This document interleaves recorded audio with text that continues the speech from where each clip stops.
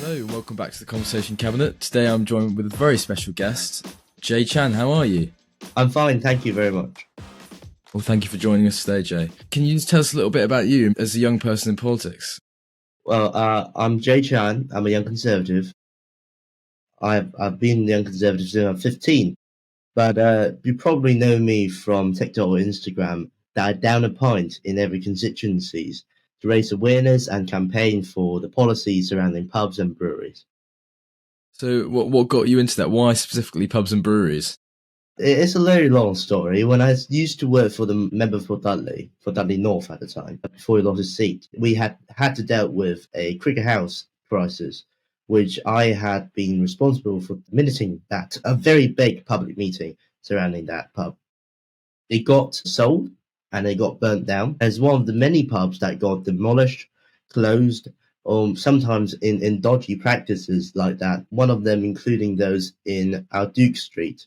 In our Station Street in Birmingham, where Black Sabbath used to perform there, but is now sold to a housing developer and trying to turn it into a apartment site. That loses the importance of our community over there.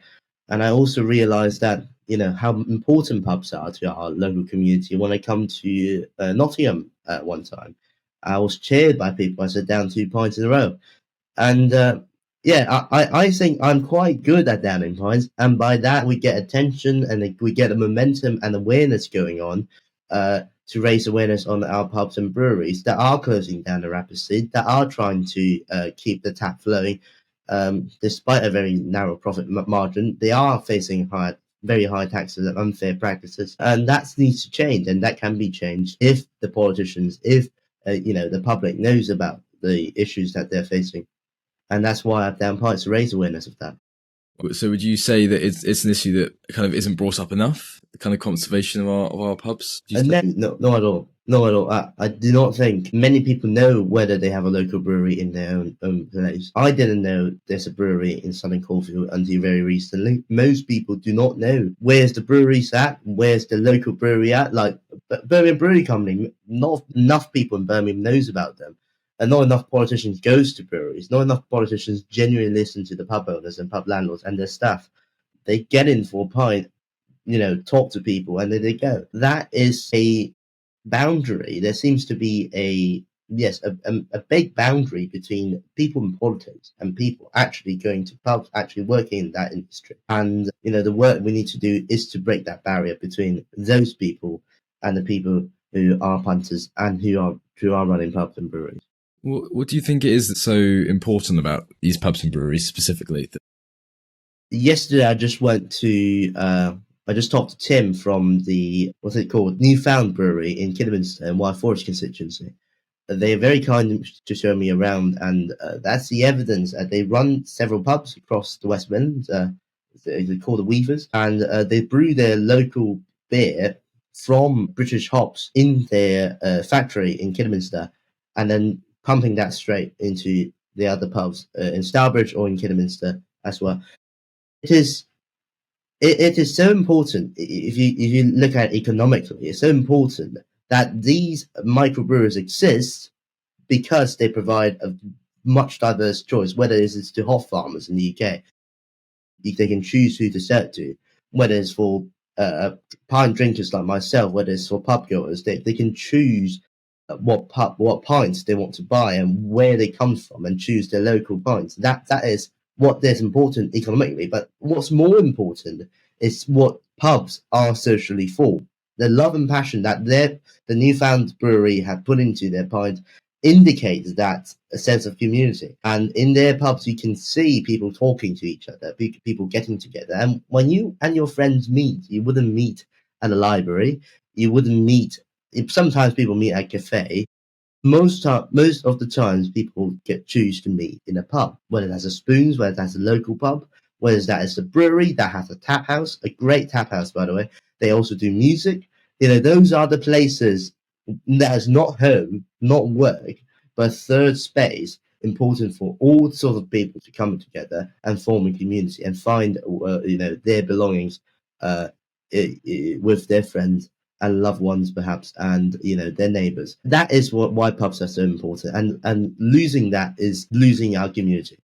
So would you say that if we lost our pubs, it would kind of increase the gap between the politicians and the actual community? You can say that politically, yes, but what's more lost is between people and people.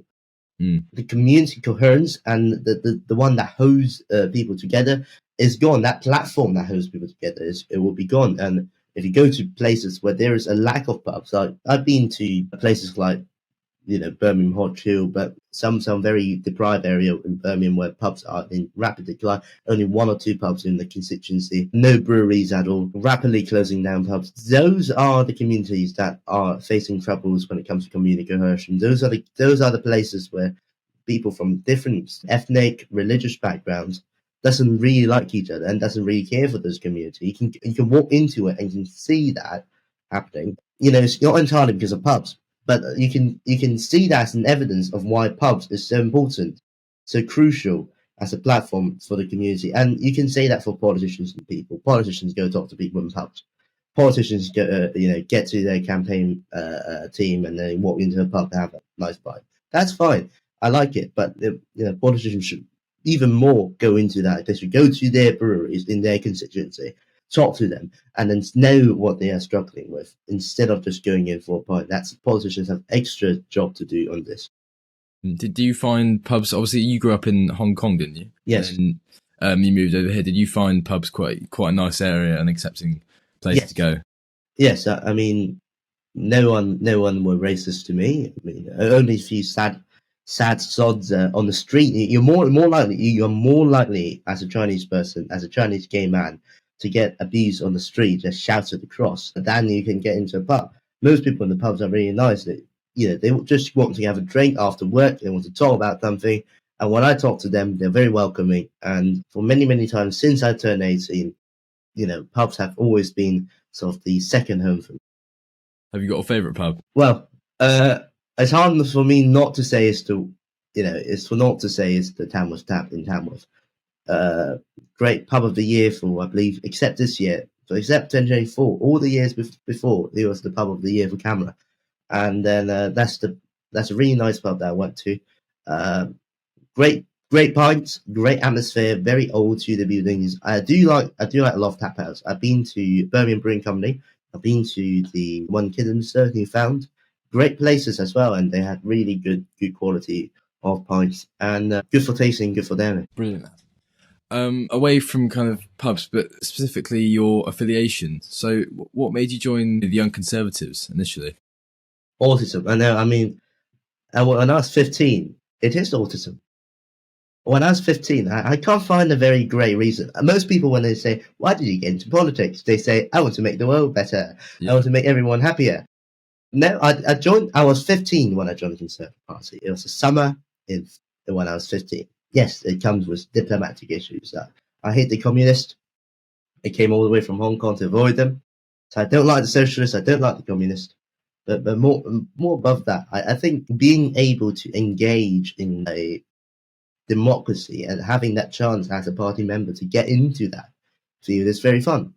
I still think it's very fun. So, but I do build up a lot of views and ideas, and as I be in that circle, whether that is where that is my very specific views on what the state should do to people's life choices, on drug policies, on immigration. Those are slowly built up as I learn more about this subject and learn more about the history behind it, and talk to more people in that field. But when I first joined politics, is for fun and my dislike to socialism.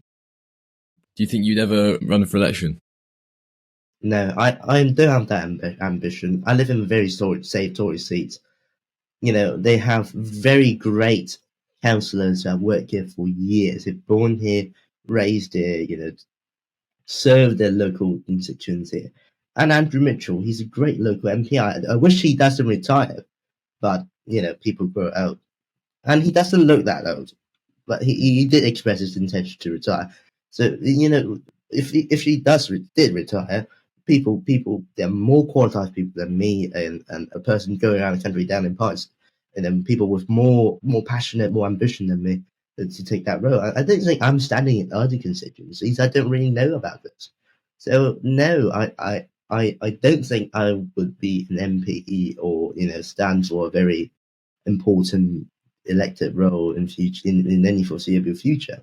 I like to be a researcher, though, advisor, be working behind the scenes, helping things out. That's something I want to do. Have you done much of that already, or just kind of raising awareness for? Well, I used to work for an MP, so just very junior roles. It's technically an intern as well. So, I work there as an intern. I help him out with things. I minutes at that meeting. 100 people, by the way, very impressive. I went on press, wrote press release. Teach him. I taught a lot of MPs what the Gen Z's wordings are, how to use social media. I made some brain rot TikTok, brain rot Instagram for my party. Not for my party. They're not officially affiliated. Too unprofessional for the party. But everyone knows they're in support of the Tories. I just help out in the back. Sometimes, do being a bit silly. I like being a bit silly, but now I want to, instead of most people have a broad idea of something, how to make a better country. I don't have that broad idea. I'm too behind in that way big team of people with their ambition. Well, they want the world to fall, and then so their idea can rise. No, I just want our pubs and brewers to be happy, to keep the tap on the flow. So people troubled by politics, the bureaucracy of politics, can at least go into a pub or go into their brewery tap house, drinking their locally brewed pint. That is the goal I want to achieve. That's brilliant. Speaking of MPs, you must have met loads. Do any of them recognise you from TikTok? I know a few of them recognise me. You're the pipe downing guy, like that. Yeah. James Cavalier recognised me. I'm very glad. Robert Jenrick, I met him in a very small group of people in Dudley. Markle was still a Tory by then. He defected to Reform. We lost the legend. He was. So I challenged him to down a pint with me, but he haven't gone back yet. So we met at a conference. He said, we'll get a pint later. I will contact him when I plan his constituency. I swear he would. He called me a lightweight as well. I swear I will win him at downing pints. But he called me a lightweight for just having 6 pints a day. That is unacceptable. I recognise by James Cavalier. I don't think I got recognised by Tom. I think I'm recognised by some MPs as well, some former current MPs as a pint downing guy. Just media stuff really.